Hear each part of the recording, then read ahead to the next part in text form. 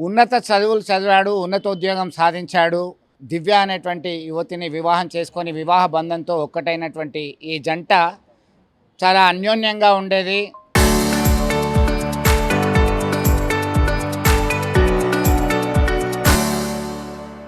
Cut చేస్తే వీరి కాపురానికి గుర్తుగా ఇద్దరు పిల్లలు ఉన్నారు. ఇద్దరు బాబులు 4 సంవత్సరాలు 7 సంవత్సరాల లోపు ఉన్నటువంటి పిల్లలు. సో ఈ మధ్య కాలంలో ఏం జరిగిందో ఏమో తెలియదు కానీ తీవ్రమైన కడుపు నొప్పితో అంటూ ఆమె గన్నేరు పప్పు నూరుకొని బలవన్ మరణానికి పాల్పడినటువంటి ఘటన కలకలం రేపింది. ఎస్ఐ చంద్రశేఖర్ కరీంనగర్ జిల్లా కేంద్రంలో ఉన్నటువంటి 2 టౌన్లో చంద్రశేఖర్ యాదవ్ ఎస్ఐగా విధులు నిర్వర్తిస్తున్నారు. ఆయన మన స్వగృహం ఇక్కడే ఉంది. కరీంనగర్లో ఉన్నటువంటి హనుమాన్ నగర్లో ఉన్నాం ప్రస్తుతం మనము. ఆ తర్వాత అంత్యక్రియలకు వెళ్ళినటువంటి సందర్భంగా గ్రామంలో గొడవ జరిగింది. ఆమె మృతికి కారణం ఎస్ఐ అంటూ ఆ యువతి తరపు బంధువులు దూషించారు, దాడి చేసే యత్నించారు. కట్ చేస్తే ఆ యువతి తండ్రి ఆయనని కాపాడారు రూమ్లో వేసి. ఆ తర్వాత వెంటనే పోలీసుల సంరక్షణలో బయటకు కరీంనగర్కి వచ్చేశారు. ఆ తర్వాత మళ్ళీ ఫార్మాలిటీస్ ఉంటాయి. దానిలో హాజరయ్యేటువంటి క్రమంలో ఆయన ఇల్లంతకుంట మండలం సీతంపేటకి వెళ్ళడం జరిగింది. వెళ్ళినటువంటి క్రమంలో అక్కడ ఏం జరిగిందో ఏదో తెలియదు కానీ 5 రోజుల కార్యక్రమం పూర్తి కాగానే పిల్లల్ని తదేకంగా చూసినటువంటి ఆ తండ్రి ఎలాంటి ఆవేదనకు గురయ్యాడో, ఎలాంటి ఘర్షణ పడ్డాడో ఏంటో. సో భవిష్యత్తు ఎలా ఫేస్ చేయాలనుకున్నారా మరి ఏంటో తెలియదు కానీ పిల్లల భవిష్యత్తు గురించి ఒక్క నిమిషం ఆలోచించినా ఇంతటి ఘోరం జరిగేది కాదు. ప్రస్తుతం ఆ కాలనీలో ఉన్నాం. వారు ఏమనుకుంటున్నారో చూద్దాం మనం. ప్రస్తుతం ఈ ఆంజనేయ స్వామి ఆలయానికి ప్రతిరోజు వచ్చేవాళ్ళు ఆ దంపతులు ముఖ్యంగా ఇక్కడికి వచ్చి ప్రతిరోజు ఆలయంలో స్వామివారికి మొక్కులు చెల్లించుకొని వెళ్ళేవారు. అర్చకులు ఉన్నారు, ప్రధాన అర్చకులు. స్వామి ఇప్పుడు ఎస్ఐ దంపతులు చంద్రశేఖర్ అలాగే దివ్య గారు తీరని లోకాలకు వెళ్ళిపోవడం జరిగింది. ఇద్దరు పిల్లలు, ఆ పిల్లలతో పాటు తరచూ వచ్చేవాళ్ళ ఎట్లా ఉన్నది మీరేమనుకుంటారు? ఇక్కడే మా గుడి పక్కనే వారు నివాసం ఉండేవారు. వారు ప్రతిరోజు అప్పుడప్పుడు దేవాలయానికి వచ్చి దర్శనం చేసుకునేవారు. ఆయన రోజు కూడా తన వెహికల్లో వెళ్తూ దర్శనం చేసుకునేవారు. వాళ్ళు చాలా సఖ్యతగా ఉండేది. ప్రతి పండగ కూడా ఆర్భాటంగా వచ్చి దేవాలయం దర్శనం చేసుకొని అర్చన చేయించుకునేవారు. అదేవిధంగా వారి పుట్టినరోజు కానీ, పిల్లల పుట్టినరోజు కానీ, వాళ్ళ వివాహం రోజు కానీ, ఏ రోజైనా కూడా వారు వచ్చి సఖ్యతగా వచ్చి ఇద్దరు కూడా మంచి దర్శనం చేసుకొని వారికి ఆ స్వామివారి దర్శనం చేసుకొని స్వామివారి ఆశీస్సు పొందేవారు. వారు ఉన్నంత వరకు మాత్రము, ఇక్కడ ఉన్నంత వరకు మాత్రము సఖ్యత చాలా అన్యోన్య దాంపత్యంగా ఉన్నారు. వారి ఇద్దరి మధ్య ఏం జరిగిందో ఈ మధ్యలో మాత్రము దేవాలయానికి రావడం లేదు. కొంచెం అప్పటి నుంచి దేవాలయంలో యథావిధిగా రోజు ప్రత్యేకంగా వచ్చి దర్శనం చేసుకునేవారు. ఆయన మాత్రం ఉద్యోగానికి పోయేటప్పుడు తప్పకుండా స్వామివారి దర్శనం చేసుకొని వెళ్ళేవారు.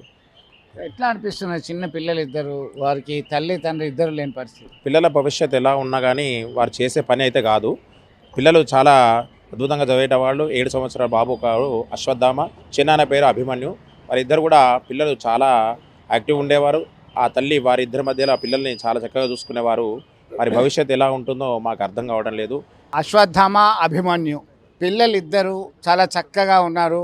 ఎప్పుడు తల్లిదండ్రులతో పాటు వాళ్ళు వచ్చేవాళ్ళు. ఇప్పుడు వాళ్ళిద్దరూ లేరు.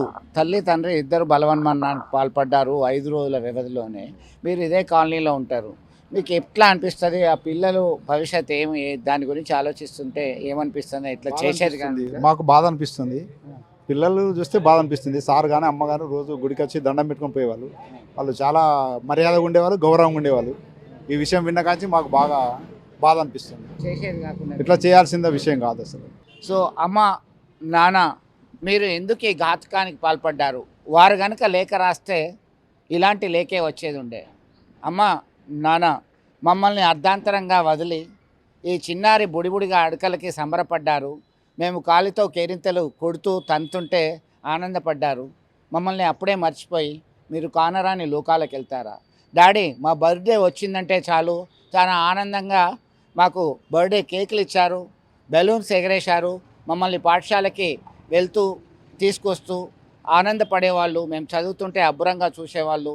మా ప్రతి క్షణము ప్రతి మూమెంట్ను మీరు ఆస్వాదించారు. మరి మా భవిష్యత్తు గురించి ఒక్క నిమిషం ఆలోచించలేకపోయారు? మీరు ఎందుకు ఇంతటి అఘాయిత్యానికి పాల్పడ్డారు? మీ నిర్ణయం తీసుకునేటప్పుడు, ఆ కఠినమైన నిర్ణయం తీసుకునేటప్పుడు మేము గుర్తుకు రాలేదా?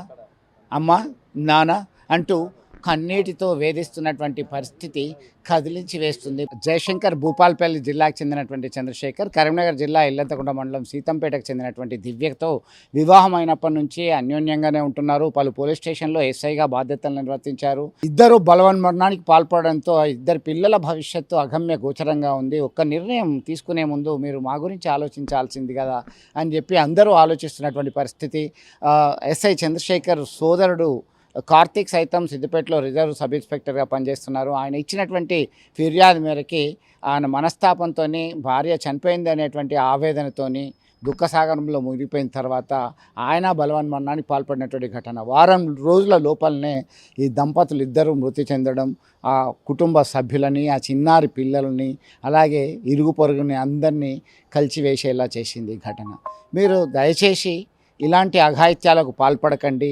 మీరు ఖచ్చితంగా పరిస్థితి ఏదైనా సరే, సమస్య ఏదైనా సరే, ప్రతి సమస్యకి ఒక పరిష్కారం ఖచ్చితంగా ఉంటుంది అని చెప్పి చెప్తున్నటువంటి పరిస్థితి. వీడియో జర్నలిస్ట్ సుమంత్తో కలిసి చంద్రశేఖర్, RTV, కరీంనగర్ నుండి.